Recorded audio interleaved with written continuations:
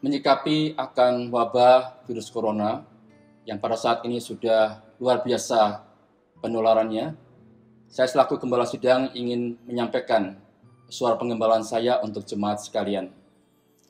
Hal pertama, saudara, yang perlu kita yakini dan kita pahami bahwa segala sesuatu yang terjadi di dalam dunia ini tidak ada yang kebetulan. Semua ada di dalam rancangan Tuhan. Bahkan hal-hal yang kelihatannya sepele, kecil, tak berarti, semua tidak lolos daripada pandangan Tuhan. Saya ingin membacakan firman Tuhan di dalam Matius pasal yang ke-10 ayat 29 dan 30. Firman Tuhan berkata demikian, "Bukankah burung pipit dijual 2 ekor seduit? Namun seekor pun daripadanya tidak akan jatuh ke bumi di luar kehendak Bapamu. Dan kamu, rambut kepalamu pun terhitung semuanya." Saudara yang dikasihi oleh Tuhan, di dalam bagian ini Tuhan Yesus mengatakan burung pipit. Burung pipit adalah burung yang kecil yang seakan-akan tidak ada artinya. Bahkan dijual pun terlalu murah. Namun luar biasa, Tuhan mengatakan seekor pun burung pipit tidak akan jatuh ke bumi di luar kehendak Tuhan. Demikian juga Tuhan menggambarkan perhatiannya kepada kita dengan ilustrasi rambut di kepala kita. Sehelai rambut jatuh, 2 helai rambut jatuh. Bagi kita itu perkara kecil, perkara sepele. Namun Tuhan mengatakan, berapapun rambut jatuh dari kepala kita, semuanya Tuhan tahu. Bahkan berapa jumlah rambut di kepala kita, semua terhitung di mata Tuhan. Saudara, ini menunjukkan bahwa kalau perkara-perkara yang kecil, yang sederhana saja, Tuhan begitu memperhatikan dan mempedulikan. Apalagi dengan adanya wabah virus corona. Tentu wabah ini ada bukan dengan sendirinya. Bukan kebetulan. Semuanya ada di dalam rancangan dan kehendak Tuhan. Ini bagian yang pertama, saudara, kita harus sungguh pahami. Kita harus yakin apapun yang terjadi di muka bumi ini, semuanya di dalam rancangan Tuhan. Termasuk wabah virus corona. Hal kedua, saudara, yang kita harus yakini berkaitan dengan ucapan Tuhan di dalam Roma pasal 8 ayat yang ke-28 demikian. Kita tahu sekarang bahwa Allah turut bekerja dalam segala sesuatu untuk mendatangkan kebaikan bagi mereka yang mengasihi Dia.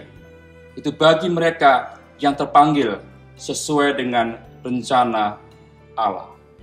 Saudara, dikatakan dalam bagian ini, Allah turut bekerja di dalam segala sesuatu untuk mendatangkan kebaikan bagi orang-orang yang mengasihi Dia. Artinya, saudara, apapun yang terjadi, termasuk wabah virus corona, kita percaya bahwa Tuhan itu mendatangkan kebaikan bagi kita, anak-anaknya. Kita tentunya, saudara, ingat dengan kisah daripada Ayub, kisah daripada Paulus, kisah daripada Yusuf. Mereka juga adalah tokoh-tokoh Alkitab yang mengalami penderitaan yang luar biasa. Ayub mengalami sakit kusta yang sangat-sangat merusak tubuhnya. Demikian juga Paulus merasakan ada duri di dalam tubuhnya, sakit yang dia alami. Demikian juga dengan Yusuf yang dijual oleh saudaranya ke Mesir. Saudara, banyak tokoh-tokoh Alkitab mengalami kondisi-kondisi yang tidak menyenangkan, yang tidak mengenakan, kesengsaraan. Namun di balik semua itu, Tuhan punya rencana. Yusuf menyadari bahwa Tuhan mengutus dia ke Mesir, bukan semata-mata untuk menjual dia ke Mesir, tapi justru mempersiapkan masa depan bagi bangsa Israel. Di mana melalui Yusuf, maka Tuhan memelihara baik bangsa Israel maupun bangsa Mesir di tanah Mesir. Ini adalah sebuah perkara yang luar biasa. Sekali lagi Bapak Ibu, di balik wabah virus corona, kita yakin tetap ada rancangan Tuhan bagi hidup kita. Saudara, saya merasakan ada hal yang sangat indah ketika kita ada akhirnya hanya bisa tinggal di rumah. Itulah ibadah keluarga. Mungkin selama ini kita tidak biasa berkumpul dengan keluarga kita dengan lengkap di rumah. Kita semua sibuk dengan pekerjaan kita, sibuk dengan studi kita. Bahkan terasa rumah terkadang hanya tempat untuk kita beristirahat. Tidak lebih daripada itu. Namun saat ini ketika wabah virus corona terjadi, kita mulai ibadah keluarga. Kita mulai bersama-sama dengan suami, dengan istri dan anak-anak kita, melipat tangan dan berdoa kepada Tuhan. Sungguh, satu pemandangan yang indah di mata Tuhan, ketika umat Tuhan, jemaat Tuhan, dan berkumpul dengan keluarganya masing-masing.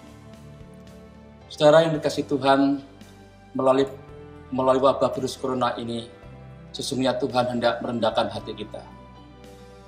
Siapakah sebenarnya kita, saudara? Mampukah kita menyombongkan diri? Apa kemampuan kita saat ini? Kita punya ilmu, kita punya pengetahuan, kita punya uang. Namun seakan-akan pada saat ini ketika wabah itu melanda hidup kita, semua itu tidak ada artinya. Lewat semua peristiwa ini, Tuhan hendak menolong kita untuk mengakui bahwa hanya Dialah Tuhan yang Maha Kuasa, Tuhan yang luar biasa. Kepadanya lah kita datang, bersandar kepada Tuhan, mencari Dia, merendahkan diri, dan mohon belas kasihan Tuhan. Saudara, pesan saya sebagai gembala dalam kita menghadapi wabah virus corona ini, marilah kita berlaku bijak. Janganlah kita mencobai Tuhan. Saya ingin membacakan bagian firman Tuhan di dalam Amsal pasal 22 ayat yang ketiga. Dikatakan demikian. Kalau orang bijak melihat malapetaka, bersembunyilah ia. Tetapi orang yang tak berpengalaman, berjalan terus, lalu kena celaka. Saya ulangi sekali lagi. Kalau orang bijak melihat malapetaka, bersembunyilah ia.